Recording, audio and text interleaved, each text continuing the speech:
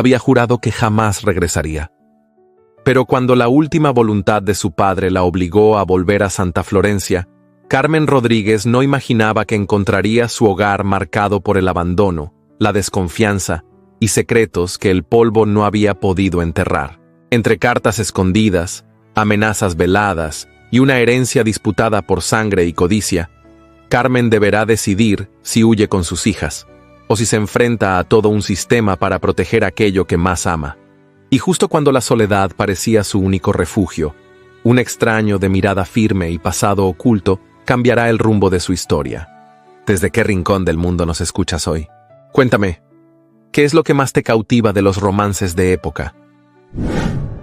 Reino de Altomira, año de 1857. El viento soplaba con una quietud tensa sobre las colinas que cercaban Puerto de Alborán, como si la propia naturaleza contuviera el aliento ante lo que estaba por revelarse. En la capital del reino, las campanas de la iglesia mayor marcaban la hora nona cuando una mujer de caminar firme y mirada recogida descendió de un coche alquilado, llevando consigo más de lo que cabía en su maleta modesta. Carmen Rodríguez, viuda desde hacía 7 años, sostenía con una mano el sombrero de ala baja que protegía su rostro del sol, y con la otra, el bolso que contenía los documentos de su citación. Vestía un vestido de algodón gris oscuro, de corte sobrio, con cuello alto y mangas largas que ocultaban las cicatrices del trabajo y del abandono. No llevaba joyas ni ornamentos, solo la dignidad de quien ha aprendido a resistir sin hacer ruido. Se detuvo ante una puerta de madera tallada, el despacho del notario real don Eloy Sarmiento. Allí la aguardaban sus hermanos. No por afecto, sino por el mismo motivo que los había hecho recorrer los pasillos de la infancia en competencia. La herencia de su padre, don Roberto Rodríguez, fallecido hacía apenas una luna. Dentro del despacho, el aire olía a pergamino y cera derretida.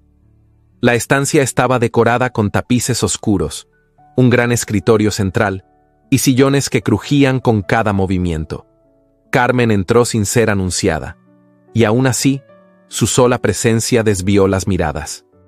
Victoria fue la primera en hablar, con una sonrisa apenas esbozada y la voz envuelta en terciopelo frío. «Vaya, creí que no vendrías. No suelo faltar cuando se trata de lo que mi padre dejó escrito», respondió Carmen con calma, sin quitarle la mirada. Victoria, de 39 años, llevaba un vestido de tafetán lavanda, con encajes importados, guantes blancos hasta el codo y un sombrero decorado con plumas pálidas. Su piel clara brillaba bajo el polvo de arroz. A su lado, Marcos, el hermano mayor, cruzaba los brazos sobre el chaleco de brocado oscuro. Tenía el rostro afilado, el cabello engominado y el gesto de quien ya había hecho sus cálculos. El notario carraspeó, acomodando sus anteojos antes de abrir el documento. Las formalidades fueron pocas. La voluntad de don Roberto estaba escrita con letra firme y reciente. La voz del notario se alzó clara. Don Roberto Rodríguez, en pleno uso de sus facultades, dispuso lo siguiente. Los legados se anunciaron uno por uno. A Marcos, su colección de manuales de ingeniería y una suma de 15,000 coronas. A Victoria, sus discos de música francesa, su piano de salón y 20,000 coronas. Carmen no alzó la vista. Ya había imaginado que lo suyo sería breve. Pero entonces el notario se detuvo.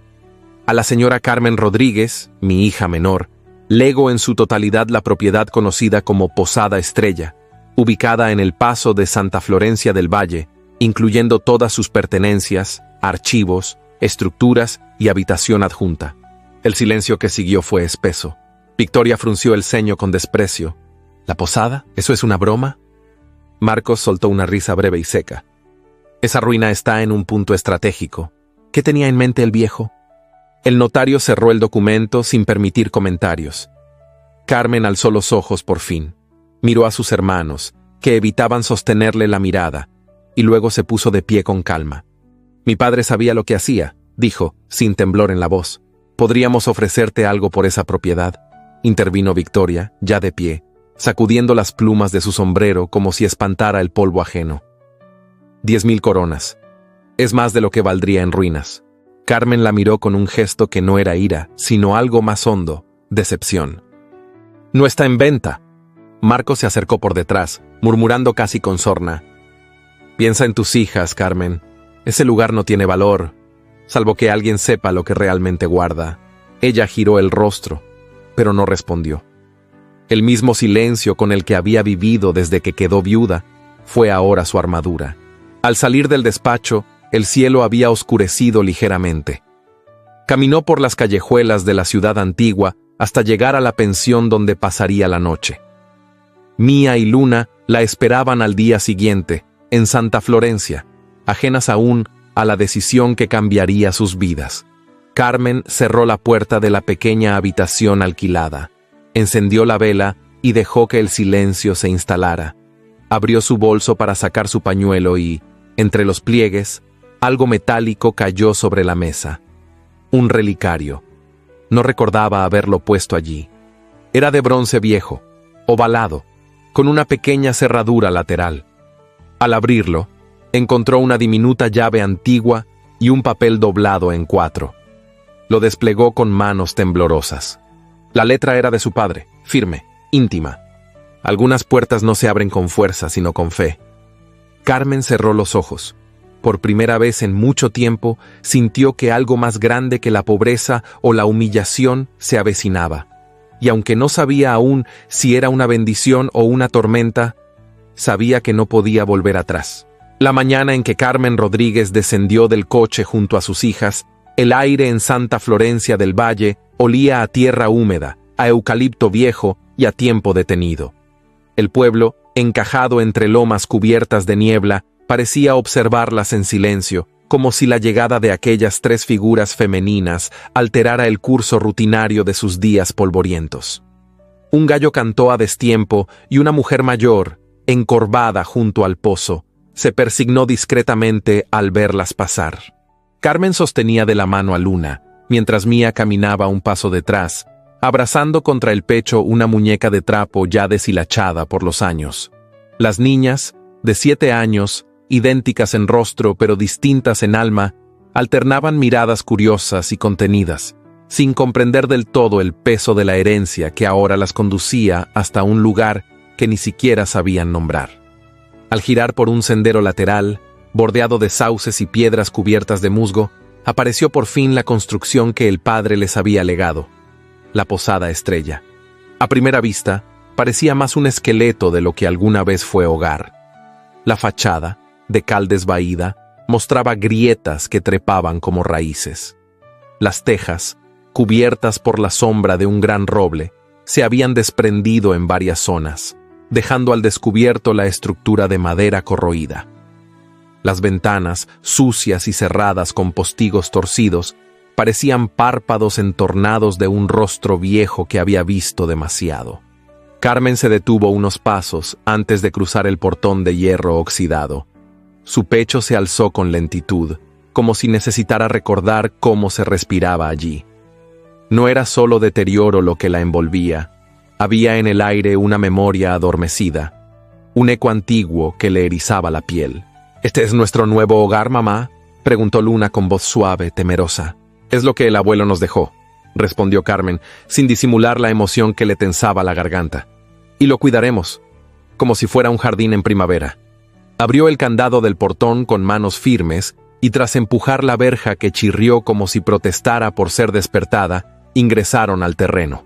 El camino de piedra hacia la entrada estaba cubierto de maleza y zarzas. Las niñas levantaron los dobladillos de sus vestidos mientras avanzaban. Carmen, en cambio, dejó que las ramas rocesen la falda de lino azul oscuro que llevaba puesta, como si necesitara tocar ese abandono para empezar a transformarlo. La puerta principal se dio tras un esfuerzo breve. Dentro, el polvo se elevó en remolinos que parecían susurrar nombres olvidados. El salón central, de techos altos y vigas de madera, conservaba la estructura intacta, aunque los muebles estaban cubiertos por sábanas grises y el suelo crujía con cada paso. Encendió una lámpara de aceite. La llama danzó en la penumbra, revelando paredes donde aún colgaban retratos torcidos y un reloj de péndulo detenido como si la muerte de don Roberto también hubiera detenido al tiempo. «Vamos a limpiar una habitación para esta noche», dijo Carmen, depositando su bolso sobre una mesa desvencijada. Subieron las escaleras con precaución, apartando telarañas y hojas secas que se habían filtrado por las rendijas del techo. En el segundo piso, eligieron un cuarto donde el sol aún lograba entrar por una grieta en la ventana. Carmen sacudió las sábanas, desempolvó un colchón que olía a encierro y colocó sobre él la manta que traía en la maleta. Las niñas, obedientes, comenzaron a ayudar en silencio, como si intuyeran que aquella casa también las estaba observando. Horas después, con las niñas dormidas, Carmen descendió nuevamente al primer piso. Algo la guiaba. No era solo el deseo de ordenar o de explorar, era una certeza difusa, como si el silencio del lugar le hablara. Entró en lo que alguna vez fue la oficina de su padre. La puerta rechinó, revelando un escritorio cubierto de papeles amarillentos, plumas rotas y libros abiertos por la mitad. Las estanterías de madera, aunque polvorientas, seguían firmes, como guardianes antiguos de secretos no revelados. Revisó cajones, cajas, carpetas. Entre documentos fiscales, cartas sin respuesta y catálogos de mobiliario, encontró un cuaderno de tapa dura, de color vino. Lo abrió con cuidado. En su interior había croquis de construcción, trazos precisos y anotaciones en letra pequeña. Eran planos arquitectónicos, incompletos, como si hubieran sido interrumpidos. Carmen alzó el rostro. Sus ojos recorrieron la habitación con nueva atención.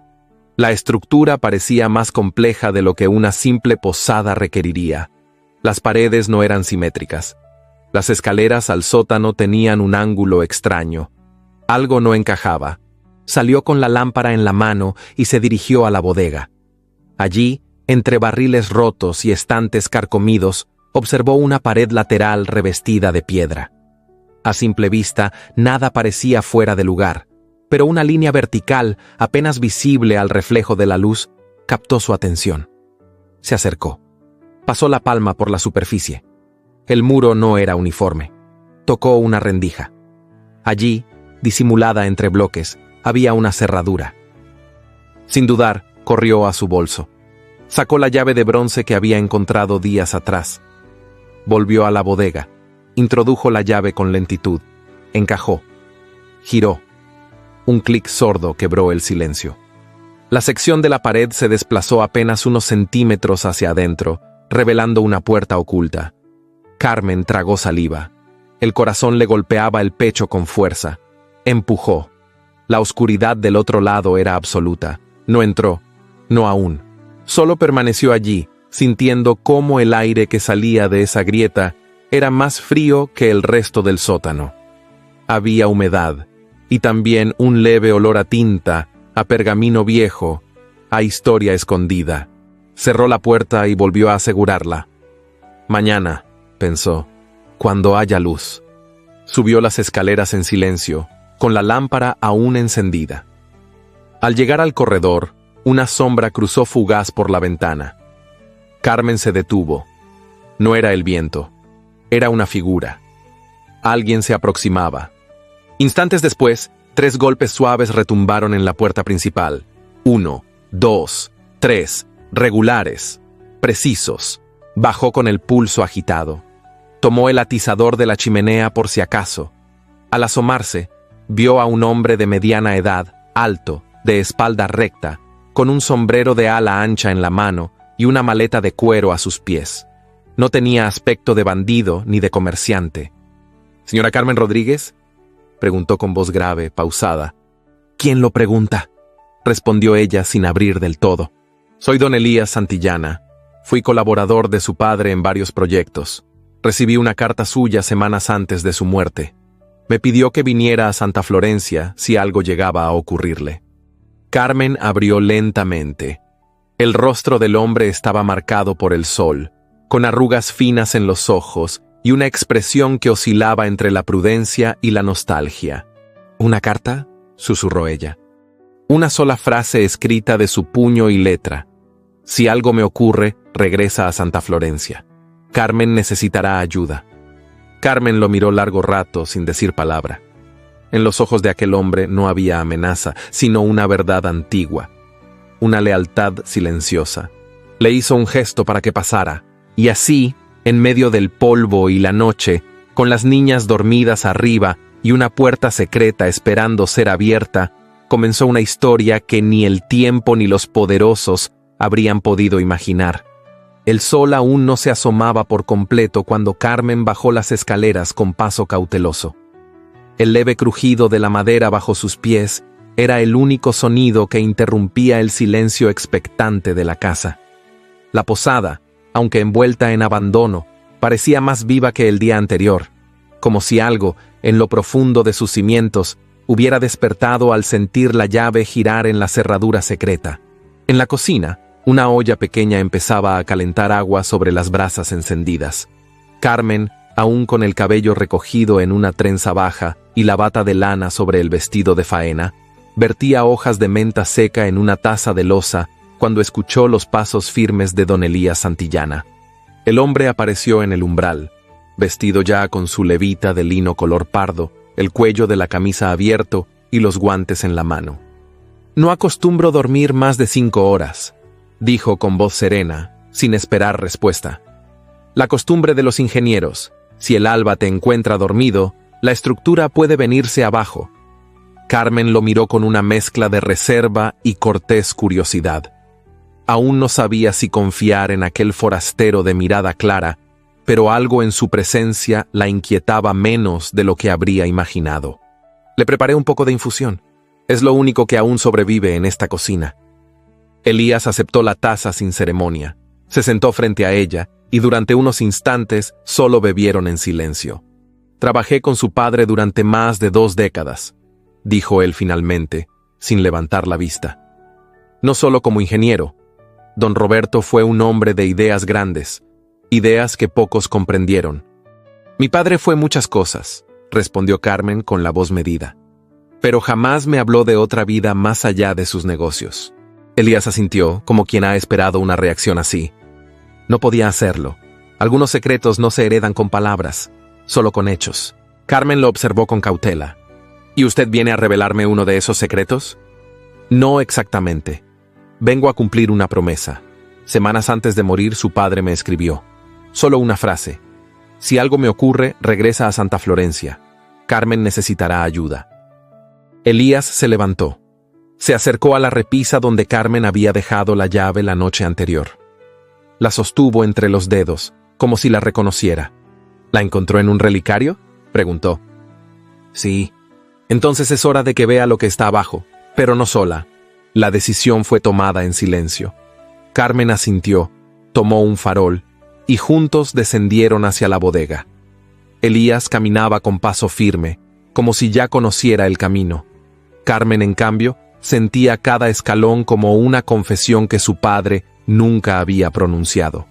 Frente a la pared de piedra, Elías palpó la cerradura oculta y esperó. Carmen introdujo la llave. La puerta secreta cedió con un leve gemido metálico. La oscuridad del pasaje se tragó la luz del farol por un instante, pero luego, con cada paso, las sombras comenzaron a ceder. Al final del pasillo, una estancia subterránea se reveló. No era una simple habitación, era un santuario oculto. Las paredes estaban revestidas de madera antigua.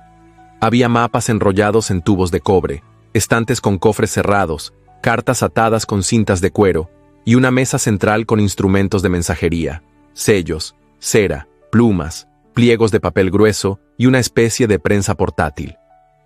Carmen sintió un escalofrío recorrerle la espalda. «¿Qué es esto?». Elías se acercó a uno de los mapas. Lo desenrolló con cuidado y lo extendió sobre la mesa. Era un trazado del reino, lleno de marcas, rutas, símbolos que no se correspondían con caminos oficiales.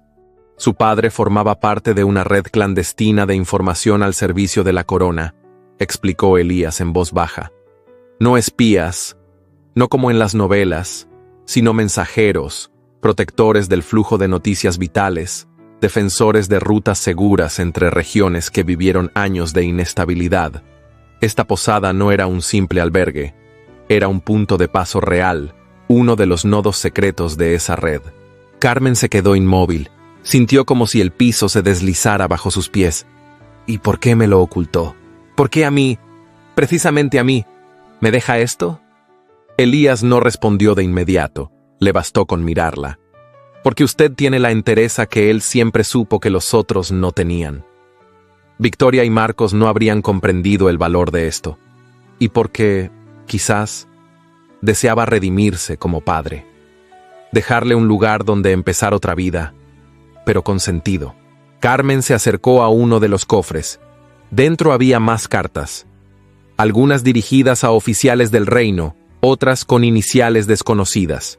El polvo cubría las fechas, pero el tiempo no había borrado la intención detrás de cada palabra escrita. «Mi esposo», murmuró Carmen, sin saber por qué hablaba de él en ese momento. «Murió hace 7 años. No fue un mal hombre. Solo nunca supo estar a la altura de lo que yo necesitaba. Vivíamos en casa ajena, rodeados de deberes, de silencios. Esta posada, aunque olvidada, aunque rota, es el primer lugar que siento mío». Elías la escuchó sin interrumpirla. Había algo en la forma en que Carmen hablaba que no admitía consuelo, solo respeto. «Entonces hagámosla vivir de nuevo», dijo él al fin con convicción serena. «No solo por usted, ni por su padre, sino por lo que aún guarda». Carmen alzó la mirada. El farol temblaba ligeramente entre sus dedos y, sin embargo, su rostro parecía más firme que nunca. «¿Y usted? ¿Por qué vuelve? ¿Por lealtad al pasado?» Elías sostuvo su mirada, y su voz bajó apenas un tono. «Porque nunca encontré otro lugar que me ofreciera una causa. Hasta ahora». Esa noche, mientras Mía y Luna dormían en la habitación del piso alto, Carmen abrió un segundo aposento para el recién llegado. Le ofreció una colcha limpia, un vaso de agua y un gesto casi imperceptible de agradecimiento.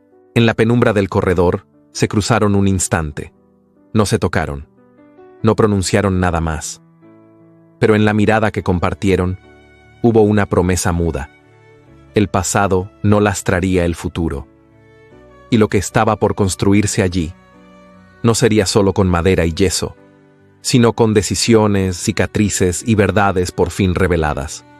Lejos de allí, en Puerto de Alborán, la vida seguía otro curso. En una oficina adornada con retratos ancestrales, Victoria Rodríguez dejaba caer una pluma sobre un documento que había exigido ser redactado. «Iniciemos las gestiones», ordenó. «Ese testamento debe ser declarado nulo. Mi padre no estaba en su sano juicio cuando escribió semejante disparate». Marcos, sentado frente a ella, asintió. En su mano, un sobre aún sin abrir, una carta enviada desde Santa Florencia, sin remitente. No la abrió. No aún. La guerra silenciosa había comenzado. Pero en Santa Florencia, entre ruinas y secretos bajo tierra, Carmen Rodríguez no pensaba ceder. Porque algunas mujeres, cuando por fin encuentran su lugar en el mundo, ya no permiten que nadie se los arrebate. Los días en Santa Florencia del Valle comenzaban a trenzarse con una cadencia nueva, como si la posada, tras años de silencio y abandono, hubiese despertado poco a poco del letargo. El aroma a pan recién hecho volvía a inundar la cocina al amanecer. Las ventanas ya no chirriaban con el viento, y las niñas corrían por los pasillos con risas que parecían devolverle el alma al lugar. Carmen, aunque cansada, se sentía viva. Cada rincón que limpiaba, cada objeto que restauraba con sus propias manos, era una conversación silenciosa con el pasado. Y Elías. Elías se había convertido en una presencia firme, discreta, casi necesaria. Aquel mediodía, mientras el sol se filtraba con timidez entre los postigos entreabiertos, Carmen subía al desván con un candelabro en la mano. Los escalones crujían bajo sus pies, y el aire tenía ese olor espeso de polvo antiguo y madera húmeda. Fue allí, tras un biombo desvencijado, donde encontró el baúl. No era como los otros. Este tenía herrajes de hierro forjado, sellados con lacre rojo y un escudo tallado en la tapa. El escudo real. Contuvo el aliento mientras pasaba los dedos sobre la superficie rugosa. No se atrevió a abrirlo de inmediato. Bajó con el cofre entre los brazos y lo colocó sobre la mesa del comedor, cubierta aún con un mantel remendado. Elías, que lijaba una viga junto a la chimenea, dejó caer la herramienta en cuanto lo vio. «¿Dónde encontró eso?», preguntó, acercándose con los ojos entrecerrados. «En el desván». Estaba escondido detrás de una cortina raída, casi como si no quisiera ser hallado. Elías examinó el sello. Sus facciones, usualmente serenas, se tensaron. «Este emblema pertenece a la casa de los Altamira. Es real. Y esto no es un simple baúl de recuerdos, Carmen. Esto guarda información que, en las manos equivocadas, podría costarle algo más que una herencia». Con una pequeña navaja, rompieron el lacre con cuidado. Dentro, apiladas con orden minucioso, había cartas firmadas con iniciales, nombres conocidos de la nobleza y de la política, informes detallados con mapas de rutas y movimientos del ejército, sellos reales y documentos con órdenes directas escritas con tinta azulada.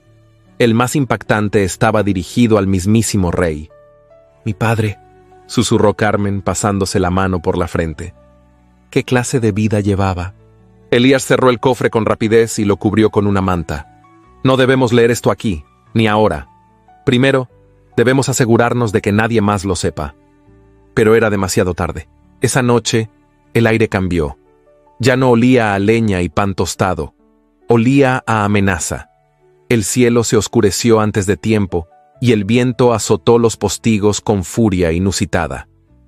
Mía y Luna ya dormían en el cuarto superior cuando Carmen escuchó un crujido extraño en la puerta principal. Se asomó desde el rellano con el corazón latiendo en su garganta. «¿Elías?», susurró. Él ya estaba bajando con paso firme, una lámpara encendida en una mano y un martillo de hierro en la otra. «Hay alguien afuera», dijo sin titubeos. «No encienda más luces. Vaya con las niñas. Tranque la puerta desde dentro y no salga hasta que yo regrese». «No voy a dejarlo solo», replicó ella, con voz temblorosa pero decidida. «No es una petición, Carmen, es una advertencia». Los ojos de él, habitualmente amables, ahora eran los de un hombre que había conocido la guerra. Ella obedeció. Subió con rapidez y encerró a las niñas en el cuarto con ella. Contuvo la respiración cuando oyó la madera crujir una vez más, como si alguien empujara desde fuera. Luego, un golpe seco. Otro más. Un instante después, el estruendo de un forcejeo. El silencio que le siguió fue aún más aterrador. Solo cuando escuchó la voz de Elías llamándola desde abajo, Carmen se atrevió a abrir la puerta. El hombre tenía la camisa rasgada en un hombro, la frente perlada de sudor y un corte leve en la mejilla. No lograron entrar. Huyeron al notar que no estaba solo. ¿Cuántos eran? 1, quizás 2. Dejaron marcas en la puerta y una soga atada al poste del porche. Carmen, pálida, sintió que las piernas le flaqueaban. Se sentó en el escalón de la entrada y por primera vez desde que llegó a la posada, dejó que sus lágrimas cayeran sin contención.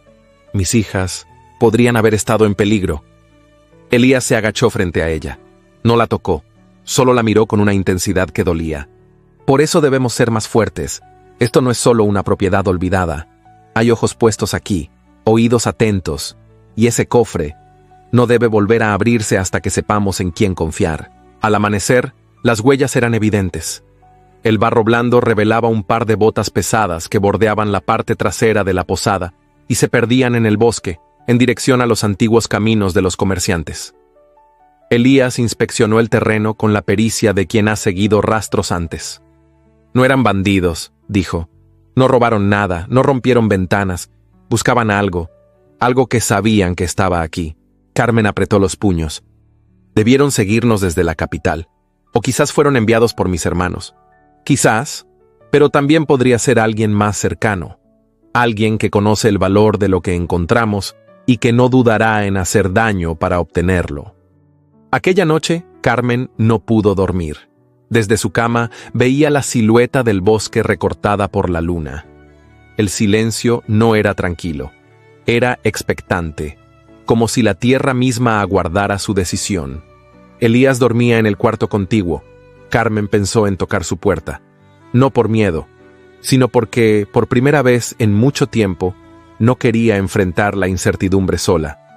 Pero no lo hizo. Se sentó en el borde de la cama y con las manos apretadas sobre el regazo pensó en su padre, en las mentiras, en los silencios, en la herencia no dicha. Pensó en sus hijas, en los ojos aún inocentes que no sabían del mundo y sus peligros, y pensó en sí misma, en lo mucho que había callado por años, en lo mucho que aún deseaba reconstruir. A la mañana siguiente, antes de que el gallo cantara, descendió las escaleras y buscó a Elías en el patio. «Me quedaré», dijo sin rodeos.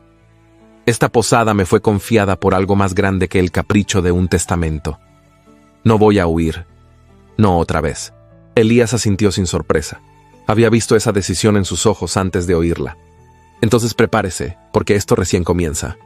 Las sombras habían regresado, pero esta vez Carmen no sería la mujer que huye, sino la que resiste, con su nombre, con su historia y con la verdad aún por revelar. El sol descendía con lentitud sobre las colinas que rodeaban Santa Florencia del Valle, tiñendo de ámbar las tejas viejas de la posada. Un silencio expectante reinaba en el aire, como si el paisaje intuyera lo que estaba por llegar. Carmen se hallaba en el patio trasero, removiendo la tierra seca junto a un cantero abandonado, cuando el eco de cascos finos rompió la calma de la tarde. Se incorporó despacio, limpiándose las manos en el delantal. Elías, desde la bodega, también se detuvo y alzó la vista con el ceño fruncido. Un carruaje negro, de líneas impecables y ruedas relucientes, se detuvo frente al portón de madera. De él descendió Victoria Rodríguez, envuelta en un vestido de viaje azul profundo con botones de nácar y un sombrero adornado con plumas grises. Su postura, erguida y altiva, contrastaba con la tierra que manchaba los zapatos de Carmen. «Querida hermana», dijo Victoria con una sonrisa que no alcanzaba los ojos. «Qué sorpresa verte aún aquí. Pensé que ya habrías regresado a tu vida de viuda resignada en la ciudad». Carmen no respondió. Se acercó con paso firme y la mirada en alto. «No vine a conversar», continuó Victoria, sacando un sobre de su bolso. «Vine a ofrecerte una salida digna. 10,000 coronas por esta ruina, una suma generosa por algo que ni siquiera tienes cómo mantener». Carmen tomó el sobre, lo abrió con calma y leyó la cifra, escrita con tinta negra y una firma notarial en el margen inferior. Lo sostuvo entre sus dedos por un instante, como si pesara más de lo que aparentaba. «Dile a quien redactó este documento que guarde su tinta», respondió con voz firme. «Esta posada no está en venta». Victoria entrecerró los ojos. «No seas ingenua, no tienes idea de lo que estás haciendo.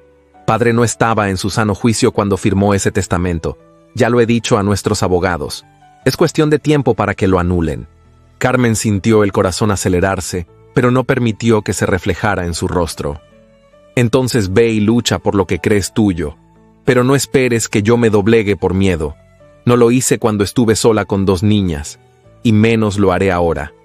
Victoria frunció los labios, dio media vuelta sin despedirse y subió de nuevo al carruaje, que se perdió entre los árboles con la misma elegancia con que había llegado. Ya entrada la noche, mientras Mía y Luna dormían, Carmen se encontró con Elías en la bodega. La lámpara colgante lanzaba sombras largas sobre las paredes de piedra. Habían regresado al lugar donde todo parecía comenzar, donde la cerradura secreta los había llevado al primer descubrimiento. «Creo que hay algo más», dijo Elías, señalando el suelo con un puntero de metal. «Este relieve no coincide con el resto de las baldosas». Ambos se arrodillaron y con esfuerzo removieron una losa suelta. Debajo se abría un estrecho pasadizo de piedra, húmedo y oscuro. Bajaron con cautela, guiados por la luz temblorosa de la lámpara, hasta llegar a una galería subterránea que se bifurcaba. Avanzaron por el túnel más amplio y, tras una curva, hallaron una vieja compuerta de hierro, oxidada por el tiempo pero aún firme. Elías la empujó con fuerza hasta que cedió. Al otro lado, apareció una pequeña sala polvorienta, con estanterías vacías, una banca rota y un emblema grabado en la pared. El escudo real. «Una estación de correos», murmuró Elías. «Esto debió ser parte de la red de mensajeros reales. Tu padre la utilizaba para algo más que hospedaje. Esto era un punto estratégico». Carmen observó en silencio, el rostro pálido iluminado por la llama. Sentía que cada paso la alejaba de la mujer que fue y la acercaba a un pasado que apenas comenzaba a comprender. Esa misma noche, en la sala principal de la posada, Carmen se sumergió en los diarios antiguos de su padre. Las hojas, amarillentas y frágiles, contenían fechas, observaciones, nombres codificados, y luego, en un tono más personal, referencias a sus hijos. Fue entonces cuando leyó una entrada que le heló la sangre. Marcos ha vuelto a verse con esos hombres. Le advertí que el contrabando de cartas oficiales no es un juego, pero su ambición no conoce límites. Si esto se supiera, todo lo que construí caería en desgracia. Carmen cerró el cuaderno de golpe. Recordó el rostro de su hermano menor, su falsa jovialidad, su forma de cambiar de opinión con la brisa. ¿Era posible que Marcos estuviera involucrado con redes clandestinas? ¿Había usado el nombre de su padre para fines ilícitos? Elías entró en ese momento, cargando leña. Al verla tan pálida, dejó los troncos a un lado. ¿Qué le ocurrió? Ella le tendió el diario sin decir palabra. El hombre lo leyó con gravedad. «Esto no puede salir de aquí», dijo con voz baja. «Aún no, no sin pruebas, pero ahora sabemos por qué buscan esta propiedad con tanto empeño». Carmen asintió, pero algo más la inquietaba, algo que no estaba escrito en papel. Elías la miró fijamente. «¿Está bien?» «Solo estoy cansada», respondió ella sin convicción, pero en realidad estaba temblando. No por miedo, sino por algo más difícil de nombrar. Por la sensación de que él no solo la protegía, sino que la comprendía. Esa noche, cuando sus manos se rozaron por un segundo al tomar el cuaderno, Carmen sintió una descarga en el pecho. Elías apartó la mirada, incómodo, pero no se alejó. Durante los días siguientes, trabajaron juntos en el túnel, limpiando escombros, marcando los puntos más frágiles de la estructura. Las niñas se mantenían cerca, fascinadas por el misterio, aunque solo sabían que era un lugar secreto del abuelo. Una mañana, mientras ordenaba una caja con objetos personales, Carmen halló un sobre cerrado dirigido a ella. Reconoció la caligrafía de su padre. Temblando lo abrió. «Querida hija, callé para protegerte, pero jamás dudé de ti. Esta tierra, este techo y todo lo que contiene, tiene un propósito que solo tú podrías comprender. Siempre supe que cuando llegara el momento, tú serías quien llevaría la estrella más alto. Con amor eterno, tu padre». Carmen se cubrió la boca con una mano. El llanto, contenido por tanto tiempo, brotó como un río contenido por años. No por dolor, sino por una mezcla inexplicable de gratitud, rabia, ternura y comprensión. Elías la encontró en el porche, abrazando la carta. «¿Estás sola?», preguntó con delicadeza. Ella asintió. «A veces, estar sola no duele tanto», respondió mirándolo. «Duele más haber sido invisible para quienes debieron verme». Él no respondió de inmediato. Se sentó a su lado, dejando espacio entre ambos. Pero la distancia se volvió pequeña cuando sus miradas se encontraron. «Yo sí la veo, Carmen», dijo al fin con voz baja. «La he visto desde el primer día. Y aunque ninguno de los dos se movió, ni una caricia, ni un beso, en ese instante la intimidad creció como una semilla bajo la tierra húmeda, callada, pero viva. Y desde la colina, la posada observaba, silenciosa, testigo de un pasado que no cesaba de regresar y de un presente que comenzaba a cambiar. La mañana había comenzado con una bruma espesa que cubría los campos de Santa Florencia del Valle como un velo de misterio. El aire era denso, húmedo, con un aroma a tierra mojada que presagiaba lluvia. Carmen se hallaba en la cocina, revisando un costal de papas junto a Mía y Luna, cuando el sonido de un caballo deteniéndose frente a la posada interrumpió la tranquilidad. Elías se adelantó a la puerta. Vestía su levita gris algo desgastada, el cabello revuelto por el viento. A través del ventanal, Carmen vio descender a un hombre envuelto en una capa oscura, el cuello alzado y las botas relucientes. No era un viajero común. Había algo en su postura, en la forma en que inspeccionó el entorno, que hablaba de autoridad oculta. Llevaba un anillo con el sello real. Mi nombre es don Íñigo de Saavedra, dijo el hombre al ser recibido en el zaguán. Traigo asuntos del Consejo de Seguridad de la Corona, y necesito hablar con la señora Carmen Rodríguez, en privado. La mención del consejo congeló a Carmen por un instante. Respiró hondo, se limpió las manos en el delantal y se dirigió al salón principal, donde el emisario ya se había sentado, sin esperar permiso. ¿Desea un café, señor?, preguntó con educación tensa. Prefiero ir al grano, respondió, con voz medida. He sido informado de que su padre, don Roberto Rodríguez, conservaba ciertos documentos reservados, cartas, mapas, nombres, información sensible que, de llegar a manos equivocadas, podría poner en peligro la estabilidad del reino. Carmen mantuvo la mirada firme. No lo negó, pero tampoco lo confirmó. Lo que haya en esta casa, dijo, me fue legado por derecho. Si existen tales documentos, no serán entregados sin una orden del rey. Don Íñigo entrecerró los ojos. Comprendo su cautela, señora, pero la corona no siempre tiene tiempo para los caminos formales, y le advierto, hay quienes ya saben que los documentos existen, gente que no pide permiso, gente que no deja rastros. ¿Está usted amenazándome? Estoy advirtiéndole que lo que su padre sabía podría costarle la vida. El silencio que siguió fue espeso como brea. Carmen, erguida, sentía el corazón golpeándole las costillas, pero no bajó la vista. Entonces será mejor que se asegure de que sigamos vivos, respondió, porque no pienso entregar nada a un desconocido sin pruebas de su autoridad. El hombre se levantó lento. Le deseo suerte, señora Rodríguez, porque la necesitará. Cuando el emisario se marchó, Elías entró en el salón con el rostro sombrío. Lo escuché todo, no me gusta ese hombre. Ni a mí, respondió Carmen, secando las manos sudorosas en la falda. Hay algo detrás de esto, Elías. Algo que no entiendo aún, pero que va más allá de esta posada. Entonces tenemos que proteger lo que encontramos. Esa misma tarde, en la bodega subterránea, ocultaron las cartas con los nombres más comprometedores dentro de un compartimiento nuevo, detrás de un panel de piedra que Elías improvisó con ladrillos viejos. Sellaron el escondite con tierra húmeda y hojas secas, como si nunca hubiera existido. Mientras tanto, las niñas jugaban en el porche. Luna se detuvo de pronto al ver una figura que se aproximaba desde el sendero del bosque. Tomó la mano de su hermana y señaló con los ojos bien abiertos. «Mía, ¿ese no es el tío Marcos?» La respuesta no fue necesaria. La figura elegante, con bastón de caoba y sombrero alto, era inconfundible. El mismo rostro altivo, la barba recortada con esmero, los ojos pequeños que nunca sonreían. Al verlas, fingió sorpresa. «Pero si son mis queridas sobrinitas, qué grandes están». Mía retrocedió un paso. Luna bajó la mirada. «¿Dónde está su madre?», preguntó con voz melosa. Las niñas corrieron hacia el interior sin responder.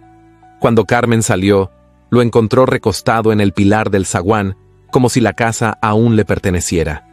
«¿Qué haces aquí?» «Vine a ver cómo estaba todo», dijo con sonrisa falsa.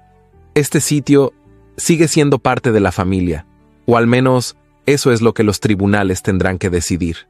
«¿Viniste a intimidarme?» «Vine a advertirte», respondió, sacando un pequeño pliego de su chaqueta. «Hemos comenzado el proceso para declarar que padre no estaba en pleno juicio al redactar el testamento. Y si eso no basta, hay jueces dispuestos a certificar que tú, querida hermana, no estás en condiciones mentales de administrar una propiedad». Carmen apretó los puños. «Estás jugando con fuego, Marcos. No me obligues a arrojar la chispa». Y con un ademán cortés dio media vuelta y se marchó. Esa noche, Carmen no pudo dormir. La lluvia comenzó a caer, primero como un susurro y luego como un tambor persistente sobre el tejado. En el silencio del corredor, se levantó, cubriéndose con un chal. Encontró a Elías despierto, junto a la chimenea apagada, revisando un mapa bajo la luz tenue de una vela. «No debí permitir que mis hijas lo vieran», murmuró. Las asustó. «Marcos no tiene límites», respondió Elías, «pero tampoco los tienes tú cuando se trata de defender a las niñas». Se miraron largo rato. El fuego entre ellos no ardía en palabras ni en gestos explícitos. Ardía en la forma en que sus ojos no se soltaban, en el leve temblor del aire cuando sus respiraciones se encontraban. Un silencio compartido que decía más que cualquier promesa. «Temo que esto apenas comienza», dijo Carmen, volviendo a mirar el mapa. «Y que todo lo que he protegido pueda ser arrancado». «No estás sola», respondió él. «Y si se acercan más, no me quedaré observando». La noche transcurrió entre murmullos de viento, pasos furtivos de dudas y la certeza creciente de que algo se movía en las sombras. Al día siguiente, Santa Florencia amanecería distinta, porque alguien, en alguna parte, ya había decidido que la verdad debía enterrarse. Y Carmen, sin saberlo aún, estaba destinada a desenterrarla, con sus propias manos, con su historia, y con el fuego que, por generaciones, su padre había mantenido oculto. El amanecer trajo consigo un silencio tenso, de esos que anuncian tormentas antes de que las nubes se agrupen. La posada permanecía quieta, como conteniendo la respiración ante algo que se avecinaba. En el umbral de la entrada, Carmen se mantenía inmóvil con un sobre lacrado en las manos, mientras sus hijas jugaban en el jardín sin sospechar que el destino pendía de un hilo invisible. Elías, de pie junto a ella, leía por encima de su hombro el contenido de la carta entregada momentos antes por un joven jinete con insignia notarial. La escritura era clara, elegante, pero cargada de veneno. Si en el plazo de 5 días no renuncia voluntariamente a la posesión de la finca conocida como Posada de los Vientos, se iniciarán procedimientos ante la Corte Real. Considerando los antecedentes médicos, financieros y familiares de la señora Carmen Rodríguez, se solicitará la revisión de su idoneidad para conservar la custodia de sus hijas menores. Leyó Elías en voz baja, con la mandíbula tensa. Carmen cerró los ojos, apretando el sobre contra su pecho. No podía permitir que las separaran, no ahora, no cuando por fin habían comenzado a sentirse en casa. «Van a usar todo lo que pueden», dijo, con la voz cargada de una serenidad que apenas lograba sostener. «Hasta la muerte de Arturo, hasta mi viudez, hasta los años que pasé encerrada en esa casa de la ciudad, sobreviviendo a medias». Elías la miró, su ceño fruncido por la indignación. «Esto no puede continuar. No deben quedarse impunes. Hay caminos legales, Carmen. Puedo hablar con mis antiguos contactos en el Ministerio de Infraestructura. Hay aún personas que respetaban a tu padre, que podrían ayudarte. ¿Y si no basta? ¿Y si perdemos más de lo que ganamos al sacar todo esto a la luz? ¿Estás pensando ceder?» La pregunta cayó como piedra en agua quieta. Carmen no respondió de inmediato. Caminó hacia la mesa del comedor, donde las tazas aún contenían el resto del desayuno, y se dejó caer en una de las sillas. Elías la siguió, esperando. «No puedo exponer a Mía y Luna a una guerra», murmuró. «No otra vez. Ya han perdido demasiado. Si me obligan a elegir entre esta casa y ellas». Elías se arrodilló a su lado. «Nadie te obligará a elegir, y si lo intentan, yo estaré aquí. No solo como ingeniero, no solo como el colaborador de tu padre. Estoy aquí, por ti». Carmen lo miró, sorprendida por la vehemencia de sus palabras. Pero antes de que pudiera responder, algo en su interior la empujó a levantarse. Caminó hacia la biblioteca, aquella pequeña habitación que su padre había dispuesto al fondo del pasillo, y que aún conservaba el olor a papel antiguo y aceite de lámpara. Allí, buscando distraerse del miedo, abrió el último cajón del escritorio de don Roberto. No lo había tocado desde su llegada. Entre lápices secos y papeles inútiles, halló un pequeño cuaderno encuadernado en cuero oscuro, amarrado con una cinta de seda azul. Al desatarla, reconoció de inmediato la caligrafía firme de su padre. «Querida Carmen», decía la primera línea, «si estás leyendo esto, es porque el pasado ha venido a tocar la puerta que tú no pediste abrir». La voz de su padre parecía susurrarle al oído mientras leía. Sabía que algún día descubrirías los pasajes ocultos, los papeles cifrados y las verdades que escondí bajo esta posada. Pero más allá de la historia y los secretos de la corona, hay algo que solo tú debías saber. Carmen tragó saliva. Tu hermano y tu hermana no son solo ambiciosos. Durante los últimos años, tuve pruebas de que Marcos vendía rutas de mensajería a los enemigos del reino. y que Victoria falseaba registros de donaciones reales. Pude denunciarles, pude arruinarles, pero no lo hice, no porque los perdonara, sino porque sabía que, de hacerlo, la familia se desmoronaría para siempre. Preferí protegerte a ti y a tus hijas. Mi legado no está en los ladrillos de esta casa, sino en tu fuerza. Eres la única digna de llevar el peso de este apellido. Las últimas líneas eran más temblorosas. Si algún día tienes que elegir entre callar o luchar, elige siempre tu dignidad. El oro se pierde, las casas se incendian, pero la dignidad jamás se negocia. Carmen dejó el cuaderno sobre la mesa, las lágrimas marcando el cuero como tinta nueva. Elías había entrado en silencio y se mantenía a su lado. Cuando ella alzó la vista, él comprendió que no necesitaba palabras. «Estoy cansada», susurró ella, «pero no derrotada». «Eso basta», dijo él, tocándole la mano con una ternura que estremecía más que cualquier caricia. Y sin querer, sin preverlo, una grieta invisible se abrió entre ellos. Porque donde el dolor se hace carne, el amor encuentra su camino. Esa noche, Carmen regresó de la antigua estación de correos, donde había enviado una carta al despacho del rey. Llevaba el rostro mojado por la llovizna y las manos heladas por el viento. Entró por la puerta lateral, dispuesta a subir directamente a su alcoba, cuando lo vio. Elías estaba frente al fuego de la chimenea, con una copa de vino y la mirada perdida en las llamas. Llevaba el chaleco abierto, la camisa desabotonada hasta la clavícula, el cabello algo desordenado. No era el ingeniero serio de siempre, era un hombre cansado y vivo. «Pensé que ya estarías dormido», dijo Carmen con voz suave. «No podía. Escuchar tu ausencia me pesa más que los secretos que guardamos». Ella sonrió apenas, sin defensa posible. «Elías, si todo esto acaba mal...» Él se acercó despacio, como si temiera romper algo entre ellos. «No pienses en el final», susurró. «Piensa en esta noche. Piensa en ti, en lo que mereces». Y entonces, en un instante suspendido, sus labios se encontraron. No hubo prisa, ni hambre, ni urgencia. Solo el roce contenido de años no vividos.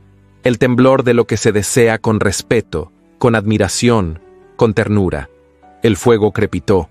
Afuera, la lluvia golpeaba los tejados como si quisiera entrar. Pero dentro, en aquella vieja posada, por primera vez en mucho tiempo, alguien creyó, sin miedo, en el amor. Y esa fe tan sencilla y poderosa era lo único que Carmen no pensaba ceder jamás. El día comenzó con una luz fría, tenue, que se filtraba entre los cristales polvorientos de la posada como una premonición. Carmen llevaba horas sin dormir. La vela que ardía sobre su escritorio apenas se sostenía, dejando chorrear cera sobre las cartas cuidadosamente organizadas. Frente a ella, el paquete de documentos que había decidido enviar a la corona reposaba envuelto en una tela gruesa, atado con cuerda firme, y el sello de su padre estampado en lacre rojo. Había pasado la noche clasificando pruebas, cruzando nombres, releyendo notas en clave que solo ahora comprendía con nitidez. Se debatía entre la lealtad a los lazos de sangre y la necesidad de preservar la verdad. Pero cada línea escrita por su padre, cada confesión silenciosa hallada en esos papeles, la empujaba hacia una única salida posible. «No se trata solo de ellos», susurró para sí mientras envolvía la última carta. «Se trata del nombre de mi padre, de lo que quiso proteger, de lo que me confió». Al amanecer, un jinete partió con el paquete hacia Puerto de Alborán. Carmen lo observó desaparecer entre la bruma del valle, con el corazón latiendo en un compás incierto. Sabía que aquel acto traería consecuencias. Lo que no sabía era cuán pronto llegarían. Antes del anochecer, una carta oficial llegó a la posada. Era un documento firmado con el sello de la Real Corte de Justicia. Victoria y Marcos Rodríguez debían presentarse en la capital en un plazo de 5 días, bajo sospecha de actos contrarios al bien público. Elías Santillana también era citado, no como acusado, sino como testigo clave. Su nombre figuraba en planos encontrados entre los papeles de don Roberto. Su conocimiento podría esclarecer la verdadera función que alguna vez tuvo la posada y su relación con Rutas del Reino. La noticia cayó como una tormenta súbita. Carmen, al leer el documento en voz alta, sintió una mezcla de alivio y desasosiego. Elías, por su parte, lo recibió con el ceño fruncido y una expresión grave. «Si mi declaración puede servir de algo, iré», dijo sin dudar. «Pero no me gusta dejarte sola. No ahora». «Estoy lista», respondió ella, fingiendo una seguridad que le temblaba por dentro. «Haré que cierren bien las puertas al anochecer, y guardaré lo más importante donde nadie pueda hallarlo». Elías la tomó de las manos.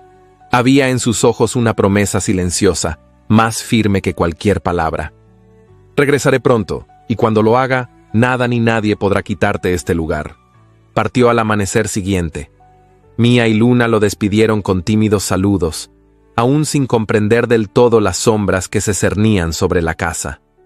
Carmen observó el carruaje alejarse por el sendero empedrado, hasta que el último ruido de ruedas se perdió entre los árboles. Durante el día, intentó ocupar sus manos con tareas sencillas: sellar ventanas, revisar compartimentos, esconder los documentos más comprometedores en un doble fondo bajo las tablas de su cuarto. Pero algo en su interior le advertía que no estaba sola. Y no se equivocaba. Aquella noche, mientras el viento aullaba entre las rendijas y las niñas dormían bajo el amparo de su madre, un crujido sutil rompió la quietud. Carmen, despierta como si hubiese estado esperando, tomó una lámpara y bajó con sigilo. La puerta principal no mostraba señales de fuerza, pero la del fondo, aquella que daba a la antigua bodega, estaba entreabierta. El corazón le martillaba en el pecho cuando descendió los peldaños. La luz temblorosa reveló una figura encapuchada, agachada frente al armario de los planos. No alcanzó a gritar. El intruso la empujó con violencia y escapó por la salida oculta que Elías había descubierto semanas atrás. Cuando Carmen recuperó el aliento, corrió al escondite donde había dejado el paquete original. Estaba intacto. Pero los planos de distribución, aquellos que señalaban las rutas subterráneas del reino, habían desaparecido. Respiró con dificultad. No era solo una traición, era un aviso. Al día siguiente, con las niñas aún asustadas y las cerraduras reforzadas, llegó una comitiva. Un carruaje negro, tirado por caballos con emblemas reales, se detuvo frente a la posada. De él descendió un hombre de rostro severo, con una levita gris perla, sombrero alto y bastón ornamentado. «Señora Rodríguez», dijo con voz grave, «mi nombre es Esteban de Aranda, secretario personal de Su Majestad el Rey. He venido por orden directa del soberano». Carmen frunció el entrecejo. «¿Por qué ahora?» «Porque ha despertado intereses que llevaban años dormidos. La corona tiene memoria, aunque a veces duerma con los ojos abiertos. Usted ha sido valiente, y eso merece protección». Le extendió un documento con sello real. Carmen lo desenrolló con manos temblorosas. La orden era clara. La Posada de los Vientos era desde ese momento reconocida como patrimonio histórico del Reino de Alborea, por su papel silencioso en la protección de información durante las guerras de transición. Nadie podía reclamarla, venderla, ni declararla propiedad ajena. Y ella, como heredera legítima de don Roberto Rodríguez, sería su única custodio oficial. El alma se le encogió de emoción. Por un instante, todo el peso que cargaba pareció aligerarse. La voz de su padre, tan presente en esos días, parecía decirle: «Lo lograste, hija». Esteban de Aranda la observó en silencio.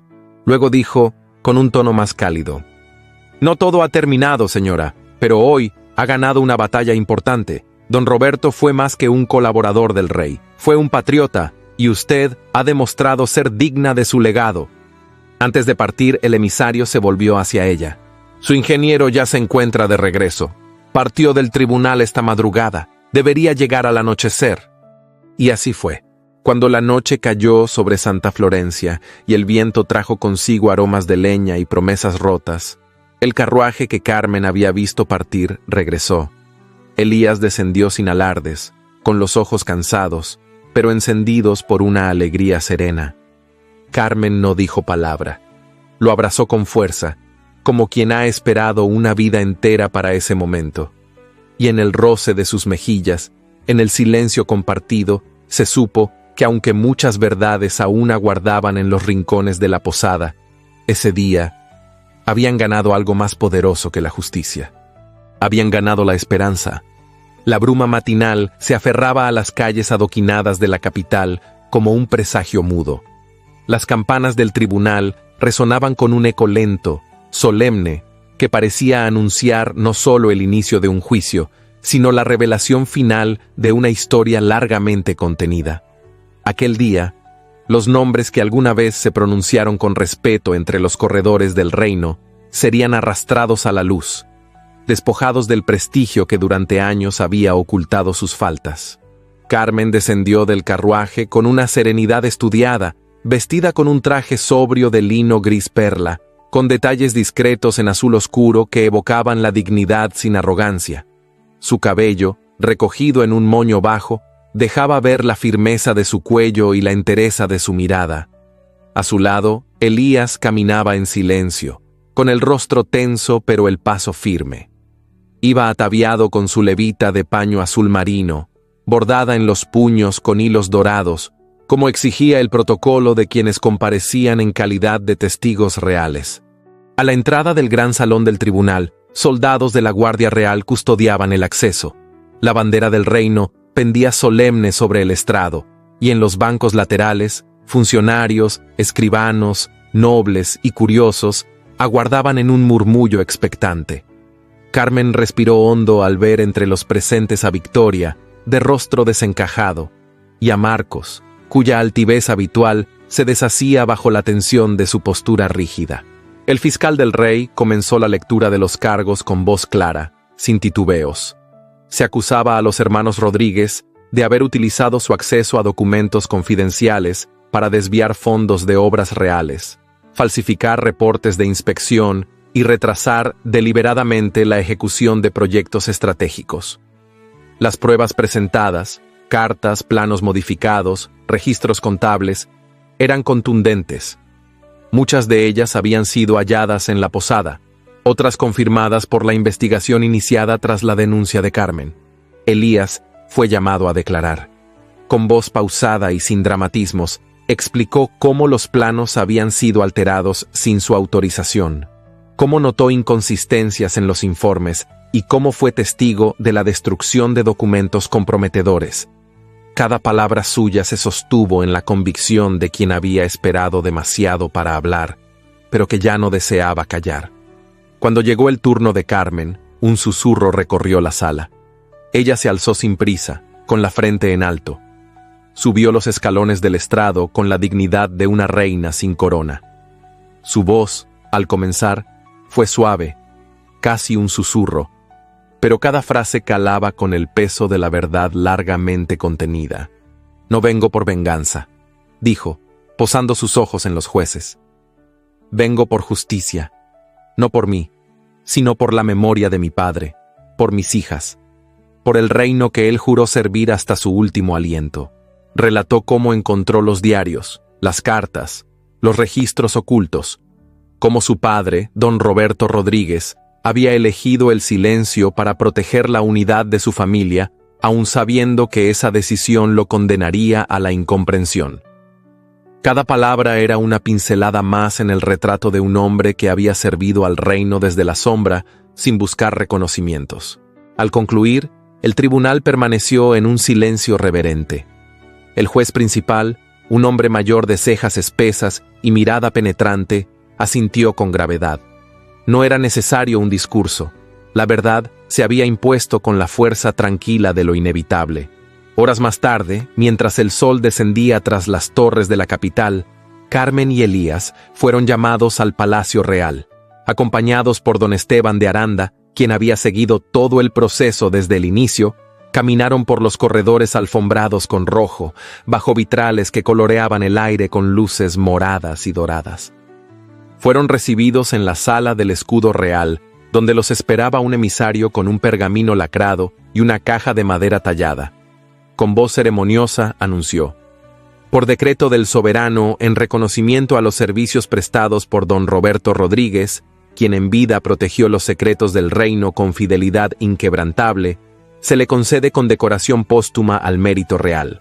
Asimismo, se otorga a su hija, doña Carmen Rodríguez, la administración perpetua de la Posada Estrella, bajo resguardo del decreto real y con rango de protectora honoraria del legado del mensajero. Las manos de Carmen temblaron levemente al recibir el documento, no por ambición ni por orgullo, sino por el peso invisible de una herencia que por fin era reconocida. Elías la observaba desde unos pasos atrás, con los ojos brillantes y un respeto que se percibía en el leve gesto de inclinar la cabeza, como si en ese instante hubiera comprendido toda la dimensión del alma que acompañaba. Cuando se retiraron del palacio, caminaron sin decir palabra por los jardines internos, donde los naranjos esparcían su aroma entre las fuentes de mármol y los bancos de hierro forjado. La luz del crepúsculo dibujaba contornos suaves sobre las hojas, y una brisa ligera movía con delicadeza los pliegues de su vestido. Elías se detuvo junto a una fuente y al verla bajar la mirada hacia el agua, murmuró con voz contenida: «No sé si me corresponde pedirlo, pero deseo quedarme, no como ingeniero, no como testigo ni aliado. Quiero quedarme como hombre, si aún hay espacio en tu vida para mí». Carmen no respondió de inmediato. El silencio se alargó apenas lo suficiente para que el corazón de Elías palpitara con incertidumbre. Ella lo miró entonces, y en sus ojos no había sorpresa ni duda, sino la ternura de quien había aprendido a leer más allá de las palabras. Le tendió la mano, sin solemnidades, sin promesas, pero con una claridad que solo el alma reconoce. «No prometo rutas fáciles», dijo con suavidad, «pero si decides caminar a mi lado ya no tendré que llevarlo todo sola». Y en ese instante, bajo el último resplandor del día, no hicieron falta más juramentos.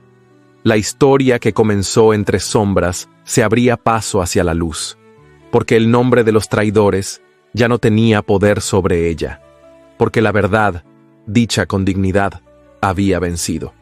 Y porque en medio de tantas pérdidas, Carmen había encontrado una lealtad distinta, más íntima, más profunda, la de un hombre que eligió quedarse no por deber, sino por amor.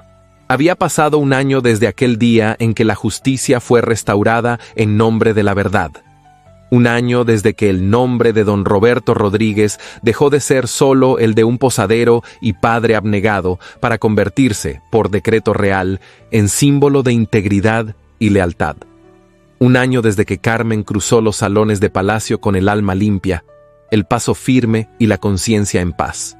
La posada Estrella, alguna vez ajada por el tiempo y las heridas del pasado, se alzaba ahora con una nueva dignidad. Sus muros de piedra clara habían sido restaurados con esmero, respetando cada línea original, cada arco de las ventanas, cada tablón de los pisos. Las rejas forjadas a mano lucían flores de hierro que parecían florecer al amanecer, y la fachada relucía con la pintura recién aplicada en tonos suaves de almendra y ocre. Dentro, los corredores se impregnaban del aroma a pan recién horneado, a café tostado y a madera pulida. Cada habitación había sido renovada con toques de historia y memoria, cortinas bordadas por mujeres del pueblo, muebles restaurados por artesanos locales y fotografías de antaño, en sepia, colgadas con orgullo junto a mapas del reino. Carmen, vestida con un traje de lino crudo adornado con detalles en azul cobalto, caminaba entre los huéspedes con la calma de quien ya no necesitaba demostrar nada. Su nombre se había vuelto sinónimo de respeto, no solo en Santa Florencia, sino en provincias lejanas, donde su historia era contada como ejemplo de coraje silencioso. Los viajeros llegaban no solo a hospedarse, sino a mirar con sus propios ojos el lugar donde se había escrito una página distinta en los libros no oficiales del reino. Las niñas, cada vez más despiertas y curiosas, crecían entre libros, acuarelas, cartas y jardines. Inés, con su carácter firme y su curiosidad sin tregua, pasaba las tardes leyendo en la galería, mientras Teresa, más risueña y serena, jugaba entre los bancales de flores con muñecas de trapo hechas por las mujeres del pueblo. Ambas eran libres, no solo de cadenas visibles, sino también de la sombra del miedo, y eso se debía al sacrificio de una madre que había sabido protegerlas sin convertirlas en prisioneras de su propio deber. Elías trabajaba ahora en una pequeña oficina anexa a la posada, desde donde coordinaba obras en distintas regiones del reino. Sus planos estaban ordenados con precisión sobre una gran mesa de roble, y sus herramientas colgaban alineadas en un estante que él mismo había construido. Sin embargo, cada vez que el reloj marcaba el mediodía, dejaba todo y cruzaba el patio central para compartir el almuerzo con Carmen y las niñas, como si ese breve ritual fuera el eje invisible que sostenía su mundo. Entre ellos no se hablaba de amor con palabras grandes. No había promesas grabadas en voz alta ni gestos teatrales. El amor, allí, se medía en silencios cómodos, en una mirada sostenida sobre una taza de té, en la forma en que Elías pasaba el brazo detrás de Carmen cuando se sentaban en el jardín a mirar el horizonte, en cómo ella inclinaba ligeramente el hombro para acercarse, sin necesidad de más. En el salón principal, donde antaño se escuchaban los pasos inquietos de viajeros y las discusiones sobre el futuro de la propiedad, ahora reinaba una paz solemne. En la pared norte, justo sobre la chimenea restaurada, se había colocado una placa de bronce, rodeada de un marco de madera tallada. Decía: Don Roberto Rodríguez, mensajero fiel del reino, padre y guardián de la verdad. Cada palabra había sido elegida con cuidado. No mencionaba títulos ni cargos, solo describía lo esencial. Un hombre que, aún sin poder, había defendido lo que creía justo. Esa tarde, el cielo se pintó con tonos de cobre y carmesí. Una brisa tibia cruzaba las colinas y llegaba hasta los balcones de la posada, moviendo las cortinas como si fueran suspiros detenidos. Carmen salió a la galería superior con un chal ligero sobre los hombros. Desde allí, la vista era generosa. Se divisaban los tejados del pueblo, los campos verdes que se extendían hasta el bosque y la línea azul del río en la distancia. Permaneció de pie, observando el sol descender como una ofrenda. Sus ojos no tenían ya el brillo crispado de la lucha, sino la luz serena de quien ha comprendido el precio y la recompensa del camino andado. Detrás de ella, los pasos de Elías no rompieron el silencio, sino que lo completaron. Se acercó con lentitud, como si cada movimiento tuviera el peso del tiempo compartido. No dijo nada, solo se detuvo a su lado. Carmen giró apenas el rostro, lo miró y le tomó la mano. El gesto fue simple, pero en él cabían todos los inviernos que soportaron y todas las primaveras que aún vendrían, porque no había ya guerra, ni temor, ni traición. Lo que quedaba era lo esencial: una casa abierta, un nombre limpio, una historia verdadera y una compañía elegida. Había vencido la injusticia, había protegido el legado y había encontrado un amor digno de su historia. La nueva estrella no era solo la posada renovada. Era ella, era Carmen, una mujer que en medio de la oscuridad había aprendido a brillar. 8 años habían pasado desde aquella tarde en que Carmen, de la mano de Elías, contempló el atardecer desde el balcón de la posada estrella. El tiempo, con su paso constante y sereno, había tejido nuevas formas de vida en Santa Florencia, pero el corazón del pueblo seguía latiendo en aquel edificio de piedra clara que resistía como testigo de lo que había sido y de lo que jamás se olvidaría. La posada no solo seguía en pie, florecía. Ahora era punto de encuentro de sabios, de mensajeros reales, de escritores y peregrinos. Cada rincón albergaba historias nuevas, pero el alma del lugar seguía siendo la misma: un refugio para la verdad, el deber y el amor sincero. El retrato de don Roberto colgaba junto a la placa conmemorativa, y bajo ella, una urna de cristal guardaba el último diario que había escrito. Muchos venían solo para leer esas palabras que aún conmovían generaciones enteras. Carmen, más madura, más pausada, había encontrado en la serenidad una nueva forma de fuerza. Sus cabellos, ahora salpicados de hebras de plata, caían recogidos en moños sencillos, y su voz, suave y firme, seguía siendo escuchada con respeto en los consejos del pueblo. No tenía un título nobiliario, pero su presencia bastaba para silenciar cualquier sala. El reino, gracias a testimonios como el suyo, había reformado los canales de denuncia contra abusos administrativos. Ya no se miraba con burla a quien desafiaba el poder con documentos y palabras. Ahora se le honraba. Elías seguía a su lado. Aquel hombre que un día llegó como ingeniero y huésped, se había convertido en esposo, compañero y padre. Sí, padre.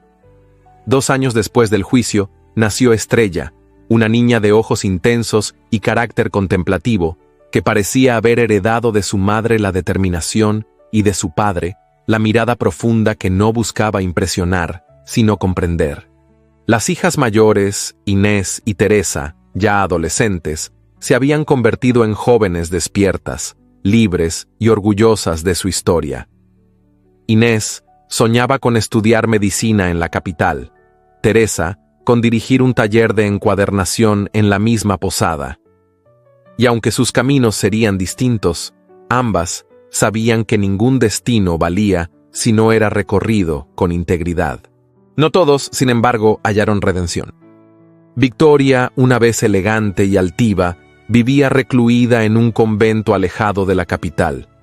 No por mandato de la corona, sino por voluntad propia, tras haber sido despojada de sus propiedades y del prestigio que tanto idolatraba. Su caída no fue abrupta, sino lenta, silenciosa, como quien va perdiendo el reflejo en el espejo hasta ya no reconocerse. Marcos, en cambio, nunca mostró arrepentimiento. Fue exiliado a una de las islas del reino y obligado a trabajar en obras públicas como parte de su condena. Algunos decían que envejeció pronto, que murmuraba el nombre de Carmen con odio y envidia incluso en sus horas de silencio. El precio de su ambición fue no solo la pérdida de su libertad, sino también el olvido de todos los que alguna vez confiaron en él. Don Esteban de Aranda, el emisario real que en su momento intervino con dignidad y justicia, visitaba la posada cada año, como quien vuelve a un lugar sagrado. En uno de esos viajes, se lo vio dejar discretamente un anillo sobre el escritorio de don Roberto, acompañado de una nota que decía: «A los hombres que sirvieron sin pedir recompensa». Y el pueblo ya no era el mismo. La gente hablaba con más confianza, los niños estudiaban bajo un roble centenario en el patio central de la posada, y las mujeres lideraban iniciativas que antes eran impensables. Se creó una escuela en honor a Carmen, y cada generación aprendía que el coraje no siempre lleva espada, sino cartas, silencio valiente, resistencia digna. Aquella tarde, justo 8 años después, el cielo volvió a teñirse de cobre, como aquella vez en el balcón. Carmen salió al jardín, donde Elías la esperaba con una pequeña cesta de higos recién cortados. Estrella corría tras una mariposa, y las niñas mayores hablaban entre susurros sobre el viaje a la capital. Carmen se detuvo junto al rosal blanco que plantó el día que se casaron. Lo tocó con suavidad. «¿Aún crees que fue solo suerte?», preguntó Elías, acercándose. Ella sonrió. No necesitó responder. El amor no había gritado, pero había resistido al tiempo. Había crecido en la cotidianidad, en los días sin gloria, en los silencios compartidos, como una estrella nueva que no ciega, pero guía. Y así, mientras el sol se rendía una vez más ante la noche, la historia de Carmen Rodríguez no cerraba, sino que se perpetuaba en cada rincón donde el deber, la memoria y el amor decidían alzarse, aún en medio de la oscuridad. Dicen que los grandes amores no se gritan, se demuestran, y que las verdaderas batallas no se libran con espadas, sino con dignidad, constancia y verdad. Esta historia nos enseñó que proteger un legado no siempre requiere fuerza, sino firmeza, que hay palabras que salvan y silencios que protegen, que ser valiente no es no tener miedo, es caminar a pesar de él. Carmen no solo defendió su hogar, su apellido o su tierra, defendió su historia, su verdad y su derecho a amar sin renunciar a sí misma.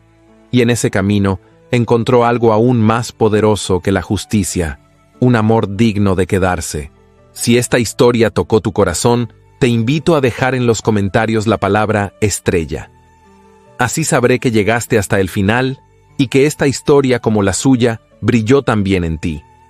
Comparte esta narración con quien creas que necesita recordar que la verdad, el amor y la memoria pueden más que cualquier traición. Y no te vayas sin mirar las otras historias que te he dejado en las tarjetas. Si esta te emocionó, las demás también te harán vibrar. Gracias por ser parte de esta travesía. Y recuerda, a veces lo que comienza como una pérdida termina siendo el inicio de tu destino.